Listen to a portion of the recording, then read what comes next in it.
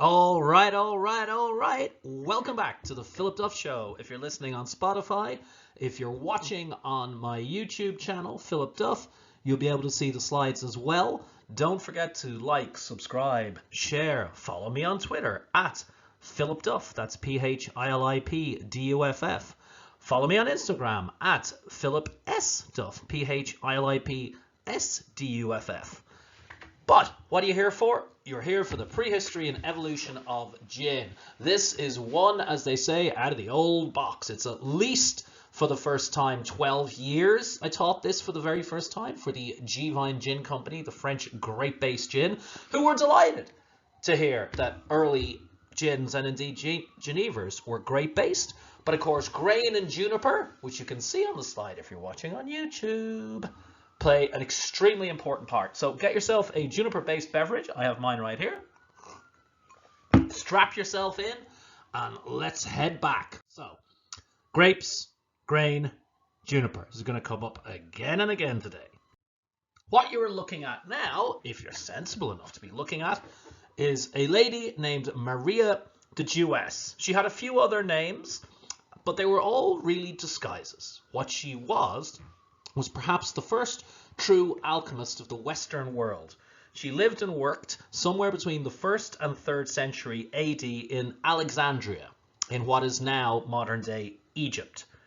And among many other inventions, she invented an early still. I consider her to be the mother of distilling. She also, incidentally, invented the indirect heat method called the bain-marie. So if you've ever wondered why the bain-marie in a kitchen is called bain-marie, well, this is the Marie, Maria de Geus. She was an incredible scientist and teacher, and among other things, what she came up with was an apparatus called the tribikos, the three-legged precursor to a still that you can see there. It was essentially a cooking pot called a cucurbit with a helmet called the alembic, yeah, does that ring any bells out there? And a receiving vessel, a phial. Now, alembic is an Arabic word, so is alcohol, obvious. Alembic comes from the Arabic al-ambix, still, and that comes from the Greek word ambix, vase. All of this was translated after the Muslim invasions of Europe, but we'll get to that in a bit. So shout out to Maria. Without her, we wouldn't be drinking gin, Geneva, or anything else. All right, where are we at now? Next slide. What's going down here? There we go. This is a picture of the Muslim invasion of Europe. It's not widely known, but up until about the mid-700s AD, large chunks of Europe were actually ruled by Arabic leaders. They were having, in a way, their crusades, invading and conquering countries, including modern-day Portugal, Spain, half of France, great bits of Italy, and so on. This, however, was a very good thing. Let me explain why. Here is a map of Europe, and using my Google map thing, more or less, distilling is thought to have originated near what is now modern-day Lebanon. Mesopotamia, lots of people debate it, but, you know, within a few hundred miles of there, the first modern-day distilling happened. But it wasn't for making beverage alcohol. It was actually for making antimony powder, eyeshadow, which was largely worn by men as well as women. This knowledge, however, spread because the Arabic world was very sophisticated. They had written communications, highly structured hierarchies of society. They traveled, they traded, they facilitated great parts of the Silk Road, which traded with Asia and China. So very big deal. And before you knew it, whoops, look at that. That knowledge had spread across the Middle East into Africa and Northern Africa. From there, scholars of geography will know, it is but a hop, skip and a jump into Europe. You can go from North Africa to the southern Iberian Peninsula without barely getting your feet wet by way of places like Gibraltar. This is the route that this distilling knowledge took. And from there, it shot up and around all of Europe, especially to Holland. The Dutch are multilingual now, and they were multilingual then. They traveled and they traded. They learned new technologies and took them back to their home country, and very often industrialized them, because a Dutch person has never seen a business opportunity they didn't want to jump on with both feet. Some of that distilling knowledge, because it was spreading through largely, shall we say, religious countries, went to Ireland. And this is where the history of Irish distilling started as well. The distilling knowledge, of course, was picked up from, shall we say, the early business incubators, the libraries, which were, of course, monasteries. Back then, there was no free borders, no passports, no travel. If you traveled to a foreign country, it was extremely likely that you would be murdered immediately on sight as a matter of form by any soldier or even regular person. To say that people had a small view of the world is to put things mildly. There was one exception, though, and that was monasteries. If you were a traveling priest or a monk, you could go to a monastery anywhere else with a reasonable expectation that you would be given a place to sleep, a roof over your head, some food, and access to their libraries and knowledge and tradition. So many monks were kind of like traveling scholars, going around, learning new ways, and many of the monks were early scientists, alchemists, like Maria the Jewess. And they would go to places like Toledo in Spain and Salerno in Italy, which coincidentally were places that the Arabs had invaded and brought their technology with them. And it was these monks who translated Arabic distilling knowledge into European languages. First Latin, of course, and then all the other ones. So this is how distilling knowledge got into Europe. Why isn't this clicking on? There we go. Now, the thing is, that tribicus, right, with the cucurbers and the alembic and the file, wasn't cooled sufficiently to produce alcohol of the type known as ethanol, which is to say beverage alcohol. It could produce things like methanol, which would make you go blind, but so far no one's drinking gin martinis. It was, incidentally, Paracelsus, another alchemist, active between 1493 and 1541, who used the Arabic word alcohol to equate to beverage alcohol, because by that time, right, bear in mind, Maria the Jewess was active between the 1st and 3rd century AD, so they'd had quite a bit of time by the time Paracelsus came along, between 1493 and 1541, to improve the still enough that it could produce ethanol, beverage alcohol that would not send you crazy. Now, next up is Jacob van Mirlant. Jacob van Mirlant grew up and lived most of his life, as far as we're sure, in Dom, in what is now Belgium. And in 1269, he published the result of about 14 years of work, which was largely a translation and an update of a book that had been written by another Belgian monk, Thomas van Cantimpré, called Liber de Natura Rerum. Van Mirlant's update and translation was a 12-volume encyclopedia of all flora and fauna in Europe called Der Naturenblume, Nature's Bloom, Nature's Flower. And when I say that Jacob van Mirlant didn't have a lot of friends or an active Tinder account, he wrote the entire thing in rhyme. This is someone with a lot of time on his hands.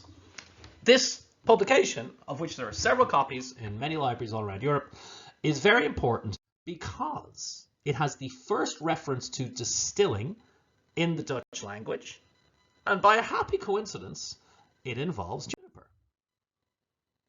Van Mirlant writes, "He who wants to be rid of stomach pain should use juniper cooked in rainwater, because rainwater would be pure, and city water might not be.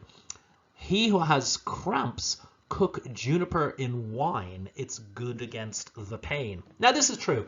Juniper, in a time before gastrointestinal surgery was possible, was a magical drug. It would clear up any kind of stomach ailments, digestive issues. It could be used in extreme concentrations to induce an abortion.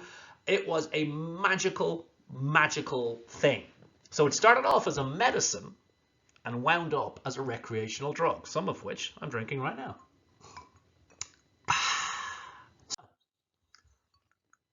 In 1495, somebody wrote a self-published book. A copy of this book is in what's called the Sloan Manuscripts, which were donated to the British Library by the English doctor and collector Sir Hans Sloane. He bought collections of collections, and it's extremely likely he never even knew what he bought, because this particular book was written in Dutch, and Sloane didn't read that. But in the Sloan Manuscripts, which, if you go along to the British Library in London and you don't look like a total lunatic, they'll actually let you look at. I've held this book in my own hands. In folio 345, pages 51 to 51v, there is a treatise called Making Burned Wine. Now, this is within a cookbook, a one-of-a-kind manuscript cookbook that was so expensive it had to have been commissioned by somebody really quite wealthy who lived between Arnhem and Apeldoorn in modern-day Holland in 1495. Because it was commissioned manuscript style. It was written, you know, the way with all the little curlicues and little things. It's an amazing manuscript. If you are to look at it, and I've had the pleasure of looking at it with my own eyes, it looks like it was written yesterday. The black inks are jet black. The reds are blood red. It's using inks like carmine and cochineal and gall, which is from a wasp, I believe. It's amazing. And what's important about this is it's a cookbook. There are medicinal recipes in it, but the recipe we're going to talk about now was not in the medicinal recipes. It was in the fun recipes, right? So this is, as far as we know, the oldest reference to a recreational distilled juniper spirit. And what is it, I hear you ask? Philip, tell us, please. I will. Calm down. So this is the book. You can zoom in on it if you're watching on the old YouTube. What it details is Lees fermented wine from Saint-Jean d'Angely, which is very close to Cognac in France. Even back then, the Dutch were buying wine from France, and many of the négociants, the traders who were based in Cognac, were Dutch or Belgian. These were the same people, by the way, who later tried to save a bit of money on shipping by first dehydrating the brandy of the Cognac region before shipping it to Holland. And they called that burned wine, brande wijn. And that's where we get the word brandy from. Now, this refers to burned wine from the Cognac region, lees fermented, like much of the best Cognac is now. And you could cut it with clean water or Hamburg beer. Now, at the time, Hamburg beer was the absolute stuff. It was the best stuff you could get. And you couldn't count on water being clean. So this is also kind of a fence-sitting thing here by whoever it was who wrote this book, and we don't know who it was, in that if you make it with lees fermented French wine and clean water, it's the oldest grape-based recreational juniper spirit we've ever heard of. If you make it with lees fermented French wine and Hamburg beer, it's a little bit also the oldest grain-based recreational juniper spirit, right? Because beer is obviously grain-based. And the botanicals. This is a lot of money. These botanicals drip money. Well, most of them do. You have to bear in mind, 1495, sugar cost more than gold, and there wasn't basically any in Europe. Sugar beets had not been optimized for the production of sugar. That only happened in the mid to late 1800s, and because Napoleon offered a massive amount of reward for anybody who could do it. No, this was a life in Europe without sugar or spice. All the spices had to come overland from places like Asia. So they were wildly expensive. We're talking Elon Musk trips to Mars expensive, right? Because it was carried on a camel for months, years maybe. For instance, nutmeg cost more per gram than gold. And what have we got here? We've got cardamom, money, cinnamon, money, cloves, money, galanga, from Indonesia. Money. You've got ginger. Money. You've got grains of paradise, which is a pepper from West Africa. Money. You've got gorse bush. And you've got nutmeg. I actually broke it down. There's a technical distilling recipe contained within it. And roughly equating stuff out, bit of this, bit of that, bit of the other. Each 750 milliliter bottle, or 700 ml bottle, would have cost the modern day equivalent of 70,000 American dollars to make. So this was a rich person who commissioned this book. We know that. And this recipe is a bling recipe. So he or she wanted to show this off to the world. And by the way, this would have been made in somebody's house, in the kitchens, almost certainly by women. Because women back then baked the bread, they brewed the beer, so it's almost certain they would have made this. And they would have made it, you know, relatively regularly. And this wealthy person, maybe a merchant or an aristocrat or whatever, would have pulled it out and said, hey, check out this mad shit. And everyone would have gone, whoa, dude. This was like a lot of money. However, it turns out that one Professor Eric van Schoonenbergen, the leading professor in the history of Geneva's research, he's since died, but I did get to meet him beforehand, in his amazing book, Geneva and the Low Countries, Geneva and the Lage, he had tracked down this manuscript in the British Library, and he, being a good multilingual chap, speaking Dutch, French, German, and English, among other languages, worked out that it wasn't gorsebush in the botanicals, it was juniper. So this is the OG recipe for a recreational distilled juniper drink. I hope there's an older one out there. I know there's an older one out there, but we haven't found it yet. So this is a remarkable thing. Cardamom, cinnamon, grains of paradise, juniper cloves, galanga, ginger, and nutmeg. We actually made this, a group of people, myself, Gary Regan, Dave Broom, Dave Wondrich, several other friends. We recreated this with as primitive a still as we could make at the G-Vine headquarters in France, and it was not exactly, you know, a modern day gin. It was packed with flavor and terpenes, and we had to add a little bit of Marc de Cognac. That's the bagasse brandy of cognac, but it's an amazing thing to drink and go back in time to 1495. Imagine what the word was like then. So we go from 1495 to 1582.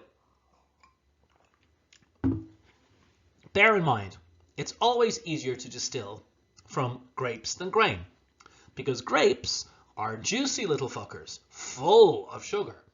They ferment spontaneously. Every year, all around the world, people get murdered by drunken bears. Bears that have been eating grapes or other fruits that have fallen on the ground and spontaneously fermented, because we are surrounded by yeast. And bears are dangerous enough when they're sober. I can't imagine what they're like when they're drunk. However, the prime grape growing regions of Europe, although grapes grew then and grow now in Holland and Belgium and Germany, the major places were Spain and France. Big countries, constantly at war with one another, and if they weren't at war with one another, they were probably at war with Germany or Holland or Belgium. So it was just constant war, and that kind of gets to be a lot, right? It's like a lot, you know?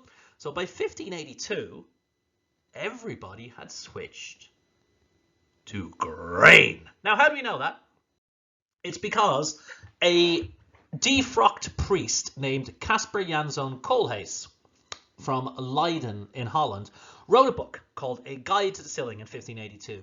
Now, they don't make priests like they used to. Koolhaas was actually kicked out of his church because he advocated for the church to have less power. And they said, fuck you, Koolhaas. And they turfed him out, and he immediately became a distiller.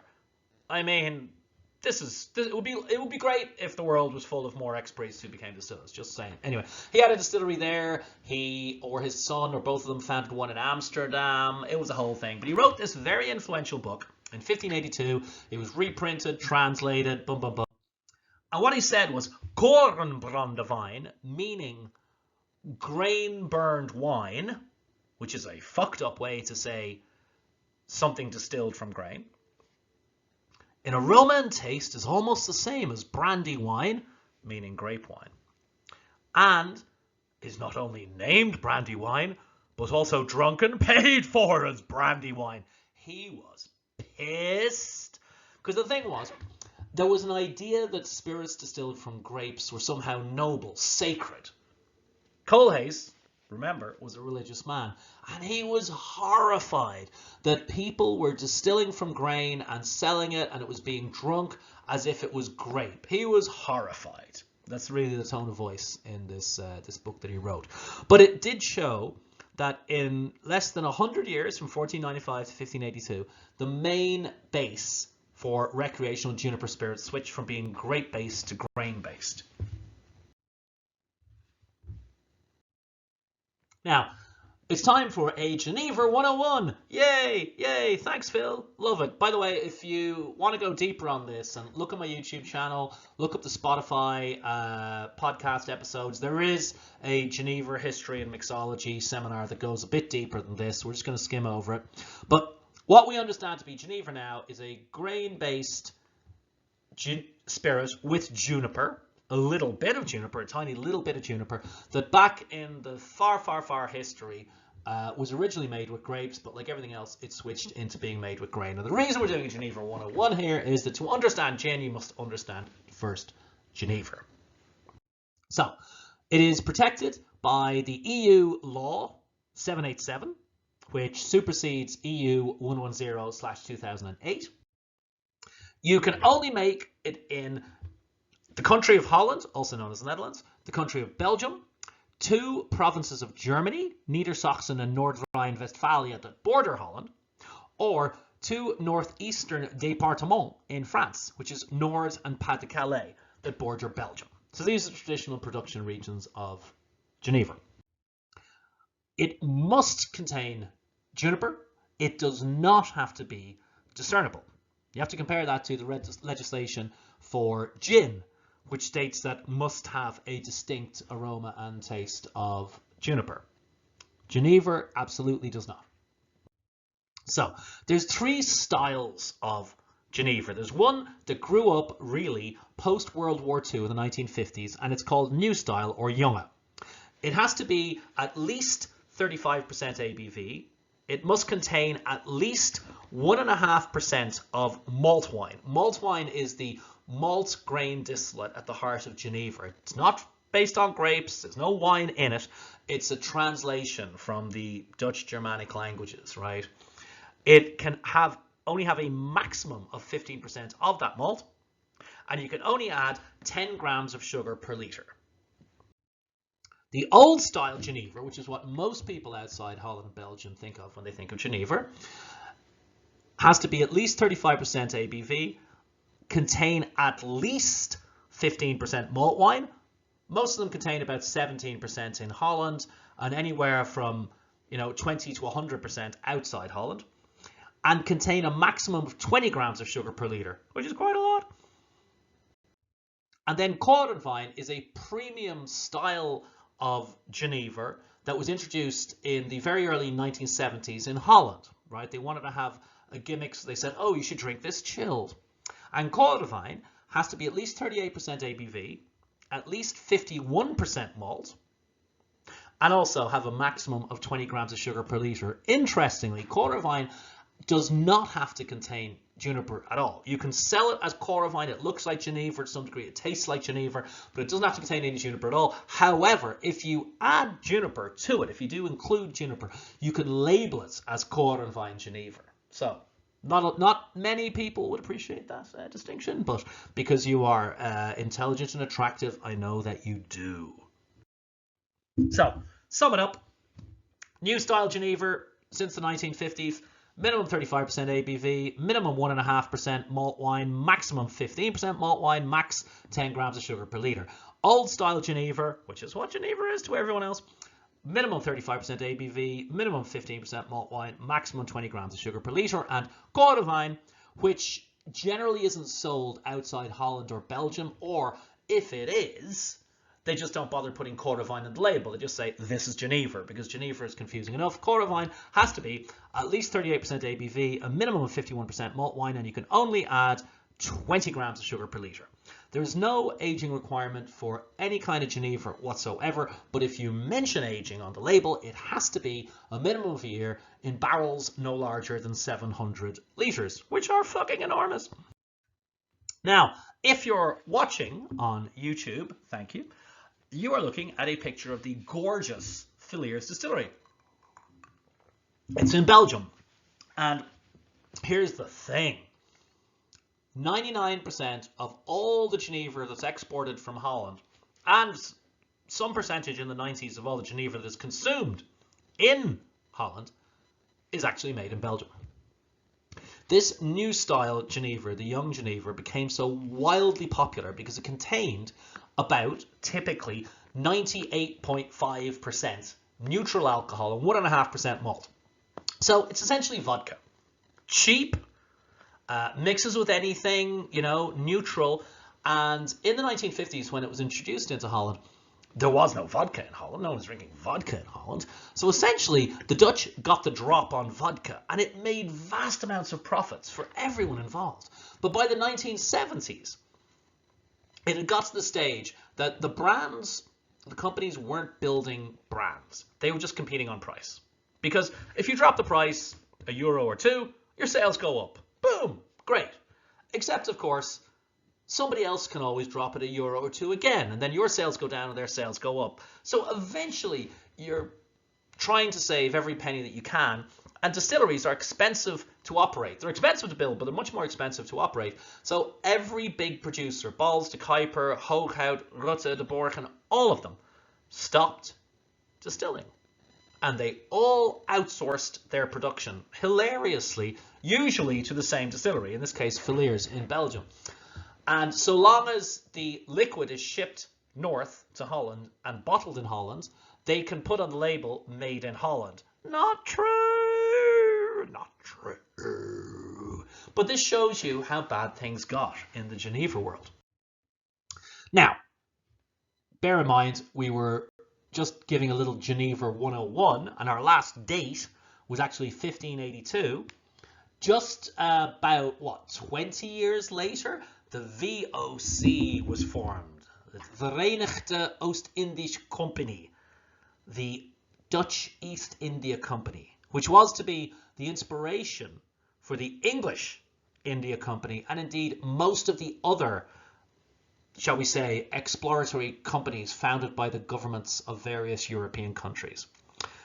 The Dutch East India Company was the largest and most successful company that has ever existed from then until now.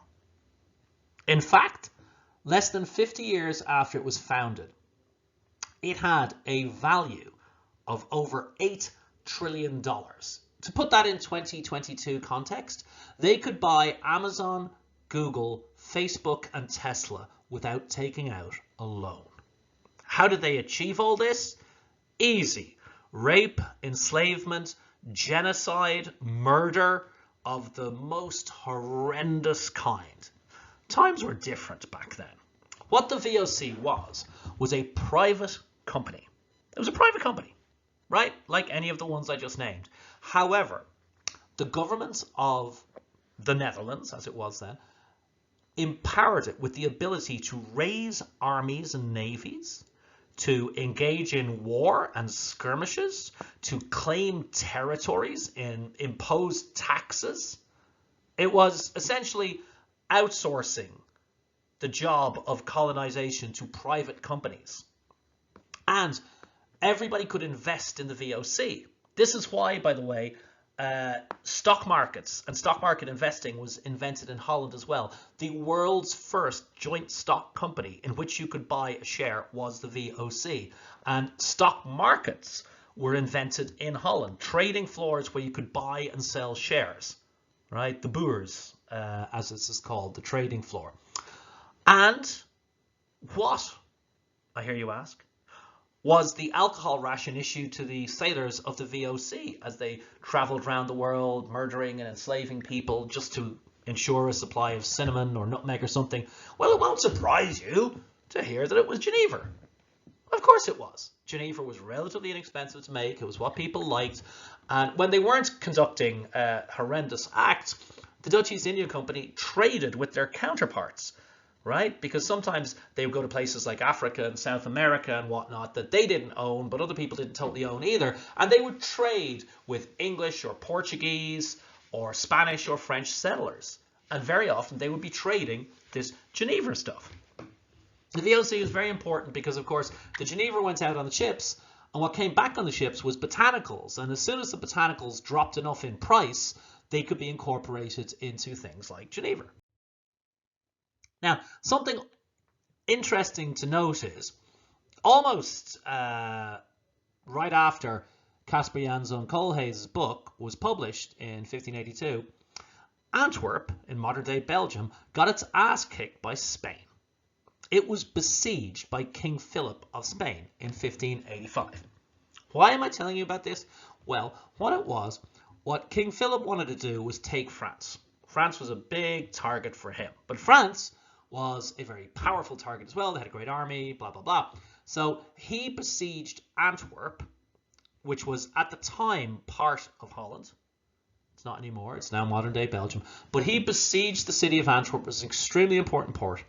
Because his idea was, if I can take this territory, then I can squeeze France, because Antwerp and what was then Holland, but is now Belgium, bordered on France. I can squeeze it from both sides, right? From the western border with Spain and the, well, I guess the southern border with Spain, and the eastern border with Belgium. Now, it didn't work out, but he besieged the city of Antwerp for several years, which pissed off everybody. And 8,000 then Dutch, modern-day Belgian, refugees fled.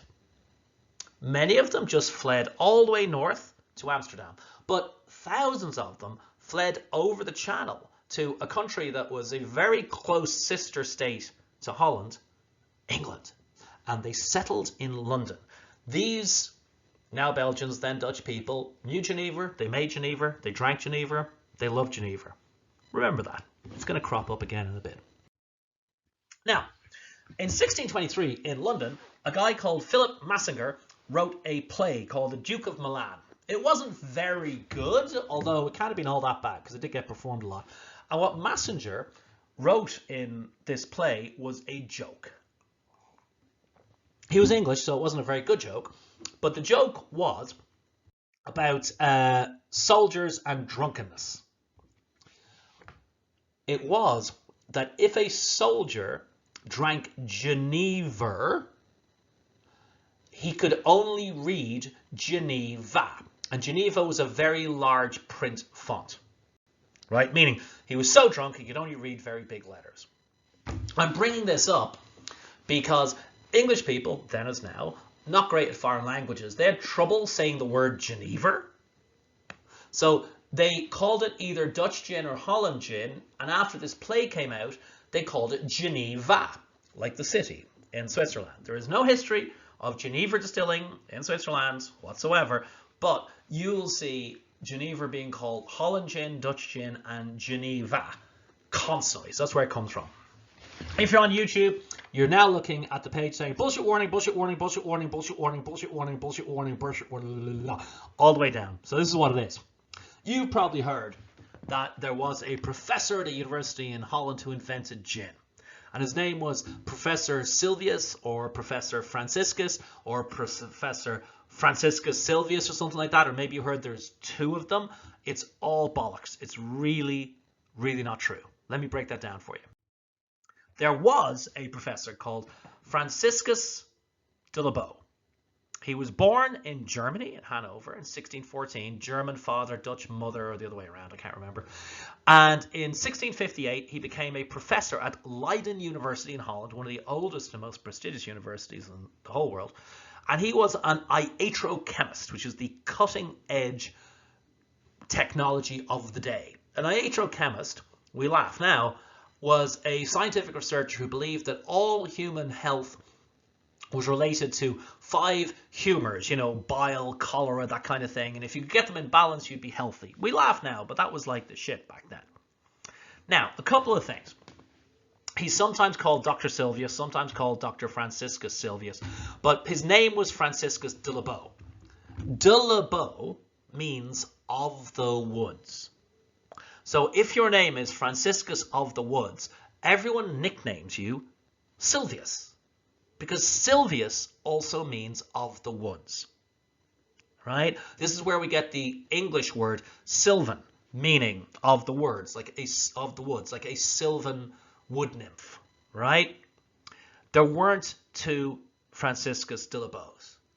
There wasn't a separate Dr. Silvius. There was one dude, and he never did a damn thing with juniper at all, except maybe drink it, right? As an iatrochemist, he probably did some research with it, right? There was an idea that what you ate, what you drank affected everything, almost certainly, but bear in mind, he was born in 1608. In 1606, Geneva water was being recreationally taxed in Amsterdam, right? In fact, there are records of Korenbrandywine, which almost certainly contained juniper, being taxed as a recreational drink in Amsterdam in 1497, right? Silvius was born 2 years after Geneva water was specifically being taxed, and the word Geneva was in common use, right? When he was like, what, 15 years old? He didn't invent Geneva. He didn't invent gin.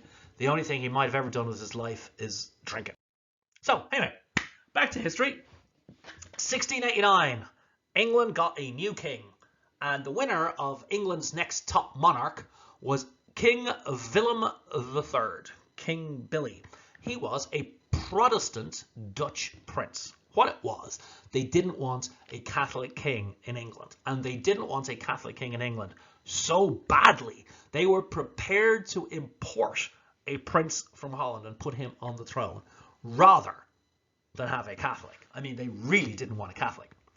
And King Billy came in, and like any good, I guess, English monarch, although he was Dutch, he went to war with France, because that's what English kings do.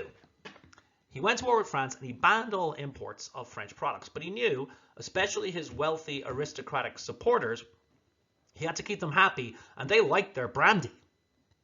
So he lowered the taxes on distilling to the point that it cost less to get a distilling license than a beer license. And bear in mind, there was all those thousands of, now Belgian, then Dutch, refugees in London already. They know Geneva, they like Geneva, maybe they were making Geneva. All of a sudden, everybody starts trying to make Geneva, right? And they didn't do a very good job. We're going to return to that in a moment. But just to keep up with the chronology of this, in 1708, Mahon gin was born in Minorca, in Spain. What happened was, the English Navy rocked up and said, we're taking this as a strategic port. And the local shop owners are like, all right, well, whatever. Because back then, English sailors drank like, well, sailors. And they said to the local bar owners and shop owners, we're English sailors, so we require alcohol. And the shop owners are like, we're on it, no worries. And they imported Greek vine wood rootstock and started planting grapes, because grapes grow easily in Spain. And they created Mahon gin, which is the oldest grape-based gin in the world. It's an appellation. You can only make it there. As we go to press here in 2022, I think there's only one brand called Mahon gin out there, although there could be, there's a possibility for more of them to exist.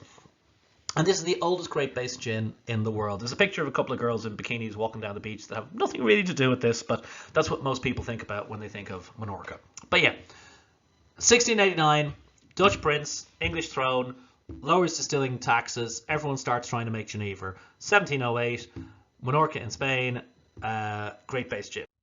Now, from 1715 to about 1751, England had a gin craze. What was happening was, they were trying to make Geneva. But Geneva is essentially whiskey. You need to be able to make good whiskey that doesn't require barrel aging, because nobody routinely barrel aged whiskey until the 1800s. And they would use small amounts of juniper to do what barrels later on would do, which is to say they would use it to add flavor and consistency. But the juniper was always a very faint flavor note. It was all about making an amazing grain distillate. So you need to be able to make good whiskey to make good Genever. And the thing was, all the distilling knowledge in England at the time was not in and around London. It was in their colonies of Scotland and Ireland, which were as dangerous then as Afghanistan is now, right? So nobody knew really how to make this good stuff. So they did what distillers have been doing from time immemorial. They packed in 20 or 30 times the amount of botanicals, principally juniper, because that was the cheapest, because it grew in Holland and England. So juniper went from being a faint touch of flavor, like a dash of bitters in an old-fashioned, to being the main deal because it was being used to cover up a low-quality pot still distillate. And everybody went mad for it. It was cheaper than beer, but obviously 8 times stronger. Soldiers were returning from overseas wars, some of them in Holland, where they had developed a taste for Genever. And it wasn't like it is now. There was no homecoming parade for military veterans and a pension and stuff. No Veterans Administration or British Legion or anything like that. You came home from a war, you were unemployed. So all these highly trained murderers were broke and on the streets. And someone's like, hey, you want to try this? It's 8 times stronger than beer. It's like, fuck yeah. This, to put it mildly, did not lead to good outcomes. The English gin craze has been compared to the crack epidemic that was suffered in places like Los Angeles in the early 1980s. People neglected their children. The picture that you're looking at now on the YouTube is from William Hogarth, the artist's Gin Lane picture, which shows a woman allowing her child to fall to its almost certain death. It's actually based on a true story which shocked even England. There was a lady named Judith who was so poor that she didn't even have custody of her own child. The child was in an orphanage, and she was able to visit. And one day she took the child out of the orphanage and murdered it so that she could sell its clothes to buy what they called gin. This horrified even the English. Now, an important part of understanding all of this is that in 1747 to 1751, they passed gin acts, at least 3 of them, which put the power for the gin, they were trying to make Genever, distilling industry in ever larger hands. It meant that you couldn't be a home distiller, because the main problem was everyone was distilling at home. They're all making horrible stuff, some of it lethal, selling it to one another for pennies, and people were dying. And from the government's point of view, nobody was getting tax revenue. So they passed successive gin acts. And in 1748, a whole lot of soldiers came home from the war, and it got really, really bad there for a while. If you're on the YouTube, you're looking at, side by side, a couple of the classic pictures of Gin Lane versus Beer Alley. So here's the thing. This guy, he was a superstar illustrator and writer, William Hogarth. He was actually hired by the beer lobby to make 2 pictures, which he did. The famous one is Gin Lane. There's active pawnbrokers, there's people dead in the street, soldiers selling their uniform, women allowing their children to die. And that's what happens when you drink gin, meaning Genever. In Beer Alley, the pawnbrokers is out of business, everyone is happy, the families are smiling at one another, strolling through the streets. It was pure propaganda. But nobody knows about Beer Alley, and everyone's heard about Gin Lane. This propaganda was effective. There were so many nicknames for illegally distilled gin back then. Crank Mexico, Sky Blue. But by 1748, 1751, the industry was in the hands of big, wealthy industrialists. They were no longer allowed to retail, and it began to be higher and higher quality. And because these big companies paid more and more taxes, they began to be beloved by, the king, the queen, the government, and that meant that gin began to be an upper class thing that you drank. Old Tom is something that everyone has heard of, Old Tom gin. And the understanding, until some fantastic research emerged from the man, the legend, Dave Wondrich, Professor Dave Wondrich of New York, the liquor historian of choice for all of us, we thought that Old Tom was an attempt to make Genever and to cover up the distilling faults with tons of juniper and a lot of sugar. But in fact, Old Tom was a very high quality, unsweetened, undiluted gin. They had worked out a way, even before the invention of the column still, which we'll get to in a moment, to make a high quality pot still gin with lots of juniper and no sugar that tasted delicious. And it was a sample for favored customers of a particular gin maker in the UK. Most people know the story of the customs inspectors, Captain Dudley Bradstreet. He was supposed to find illegal distillers and find them, but he was terrible at it because he couldn't even find the illegal distillery and gin shop he was running himself. He actually had a sort of a shop front with a door in it, and you put a penny in a cat's mouth, and you actually got Old Tom gin out of a tube, which was kind of like, I guess, gin to go. Now, what's happened is, between the mid-1750s and the late 1800s, the gin dynasties were established. The Gordons, the Plymouths, the Tanquerays, the Beefeaters, right? And a score of other names, right? Like Haymans and Boards and Nicholsons and things like that. And these were big mega industrials. They, hobnobbed with the aristocrats. They paid a lot of tax. They got listings with the Royal Navy and the Army, because back then all the military people had liquor rations. They normalized all of this. And a big thing that had happened was that gin palaces began to open. Sometimes these were owned by the gin companies, and these were enormously, it's what you think of when you think of an English pub, really. A big, green studded leather couches, mahogany, beautiful lights, back bars, mirrors. These gin palaces, though, weren't for wealthy people. They were for poor people. They were for people who would pay a penny or two for gin. And it was the most beautiful, marvelous place most of these peasants had ever seen. So they were seduced into spending their money on gin, which was, let's be clear, 8 times stronger than any beer they'd ever had before.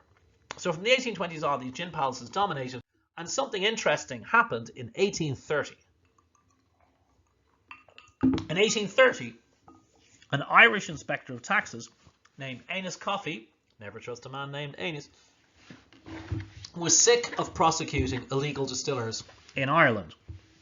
And he also saw how dangerous pot still distilling was, because it would be very common for somebody to die every couple of weeks in a distillery, because after the pot still was done distilling, they'd open it, and somebody would have to literally climb into the still and clean out all of the botanicals and whatever, and they would very often die from the fumes. So Coffey, building on earlier research by people like Cellier Blumenthal and Robert Stein, developed and trademarked a patent still called the Coffey still, which was an early column still, a continual still that would produce something as near as damn it to neutral alcohol. This was a revelation. It was safer. The still was more expensive, and it required technically trained people to run it, but it could run all the time and produce a neutral base. And what happened was, in England, the gin distillers switched from making a shitty pot still base for their gin, because they didn't know how to make a good pot still base as is needed for Geneva, to this neutral base. So now, inspired by Geneva, they had covered up their lack of skill with 20 times the juniper and later on some sugar. but now they switched to an entirely neutral base.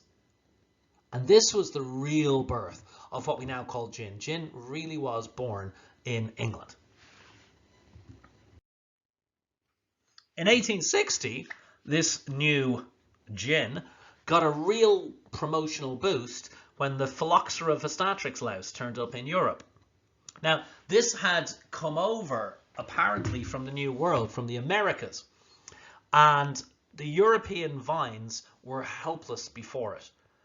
From Portugal and Spain to France, somewhere between 60 and 80% of all the vines were devastated by this louse. Nothing grew. This was the worst thing ever for the nascent wine and brandy and cognac industry, but it was the best thing ever if you made a grain distillate like whiskey or gin.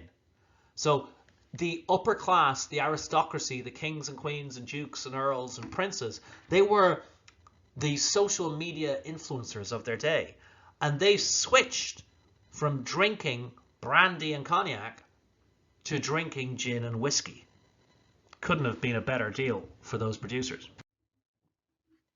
In 1920, America introduced Prohibition.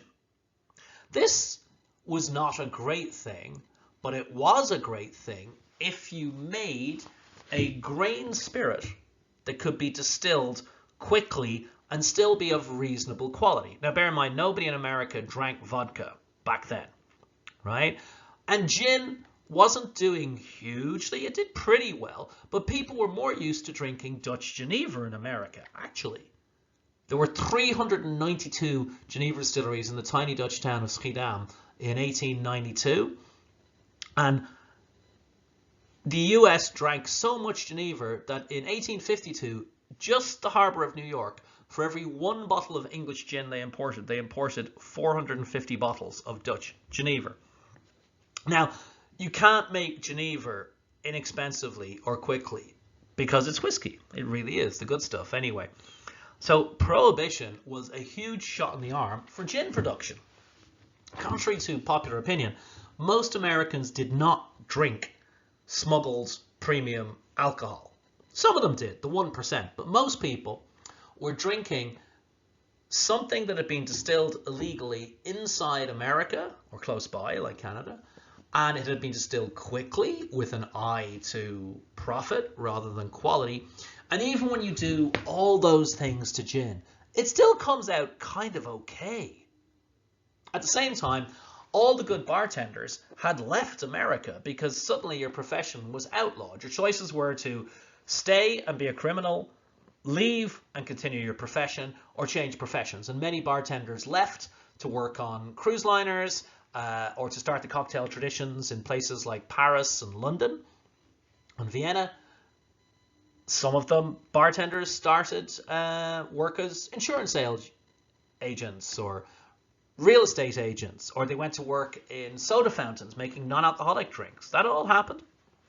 So the bartenders who were left were not good. There was no one there to train them, no one there to help them. So they began drowning the spirit with tons of orange juice or ginger ale or whatever they had to hand. And this worked quite well for people who were new to drinking, because Prohibition lasted long enough. It lasted 2 generations of drinkers, that many people, their first drink was an orange blossom, like gin drowned with orange juice. So you really can't taste the gin anymore. And they're like, oh, great. This is also the origins of the idea that a good bartender is somebody who makes a drink where you can't taste the booze. After Prohibition wrapped up, it wasn't long until World War II happened, and that screwed everybody up.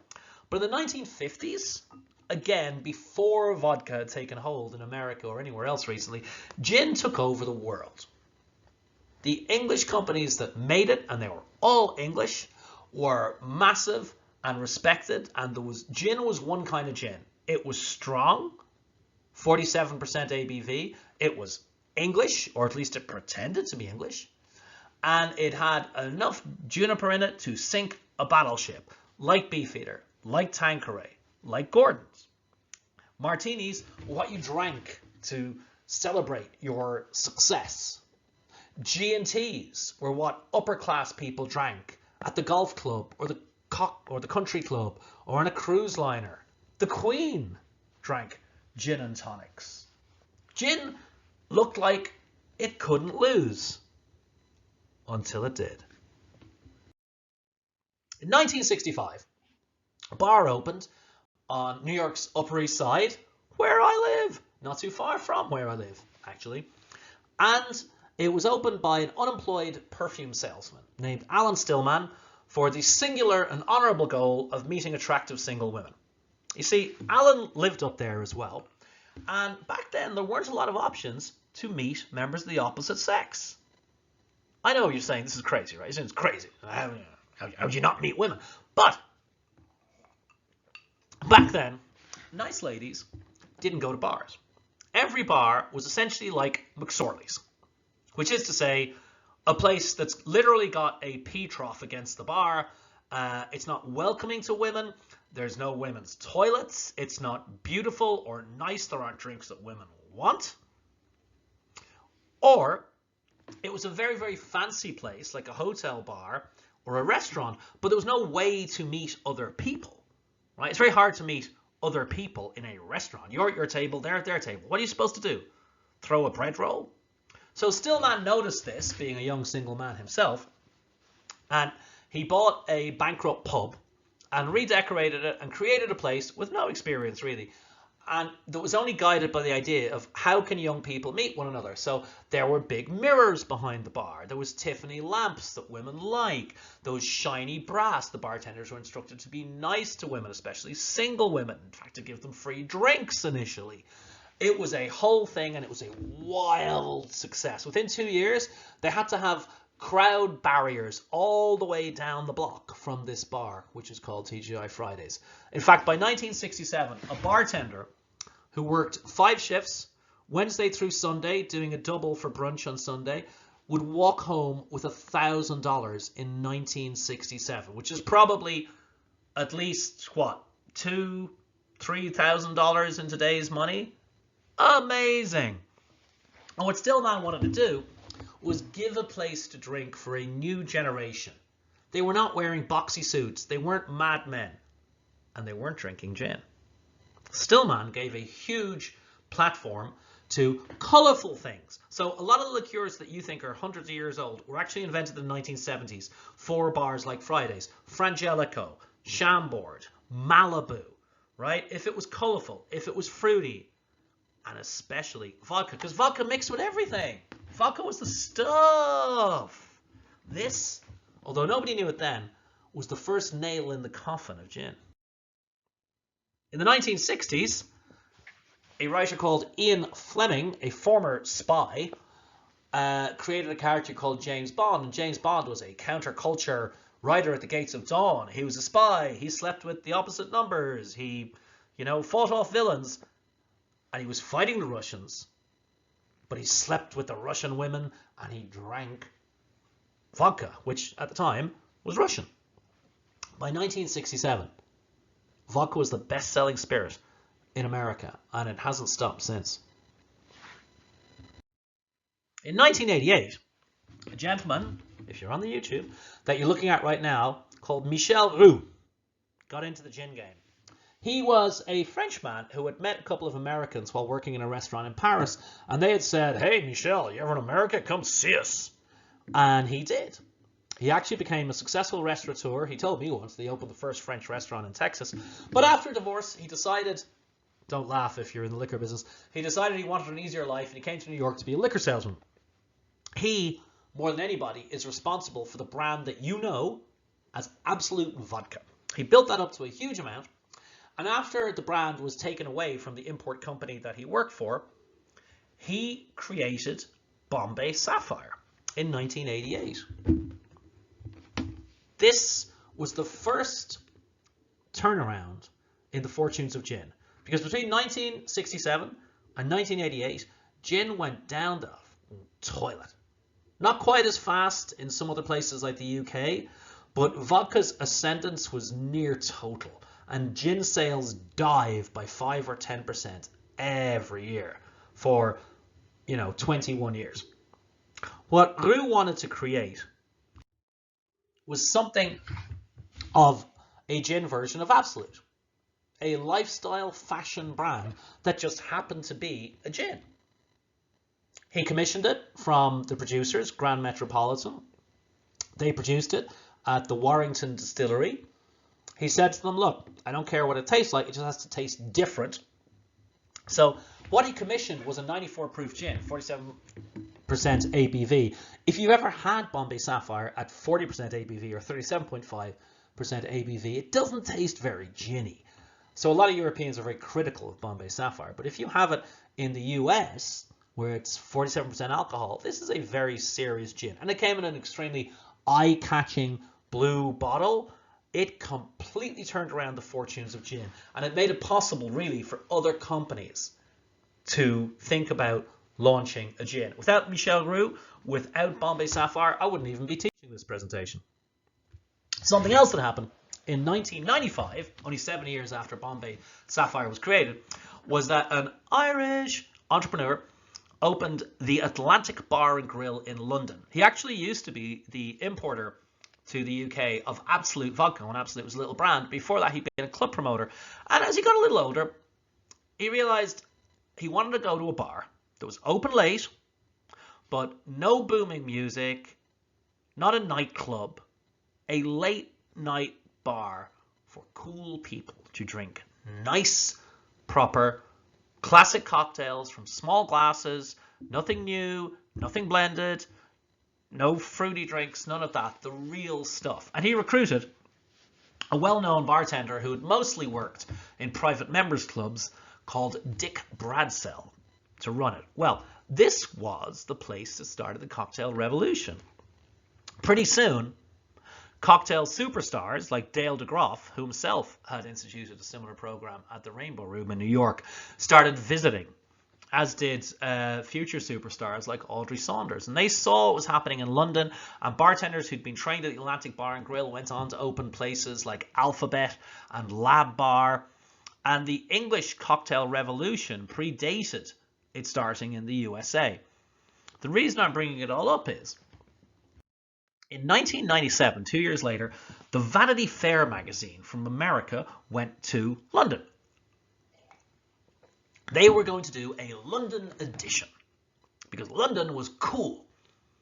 England had a young, hip prime minister called Tony Blair. It had artists like Damien Hirst and Tracy Emin. And it had the Atlantic Bar and Grill. So they published a London Swings edition, which included the catchphrase they'd invented, Cool Britannia, if you ever wonder where that came from. And this sort of external validation of England, and especially London's coolness, really cheered up a lot of London bartenders. And they started doing something that they hadn't done before. Back in 95, and I was in London in those days,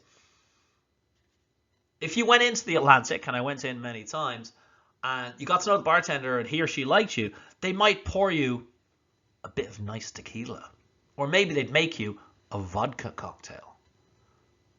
But after the Vanity Fair magazine came out, they started saying, yeah, Cool Britannia, England's cool. And they started looking to English ingredients.